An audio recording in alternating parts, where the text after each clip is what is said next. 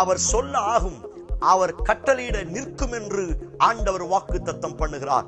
என்னுடைய வாழ்க்கையில் அநேக குறைவுகளும் போராட்டங்களும் நெருக்கங்களும் அவ்வப்போது என் வாழ்க்கையை அழித்து போடுவதற்காய், அந்த எல்லையை தொடவிடாதபடி என் திட்டங்களை, என் பாதையை முடக்கி போடுவதற்காய் இன்றைக்கும் ஒரு கூட்ட வல்லமைகள் போராடி கொண்டிருக்கிறது.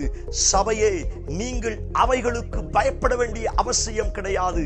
காரணம், உங்கள் சார்பில் பேசுவதற்கு, வழக்காடுவதற்கு, கட்டளையிடுவதற்கு இயேசு நின்று கொண்டிருக்கிறார். உங்களுக்கு விரோதமாய் எழும்புகிற சில வல்லமையை பார்த்து அவர் கட்டளையிட போகிறார். உங்களுக்கு வரவேண்டிய சில காரியத்தை பார்த்து அவர் பேச போகிறார்.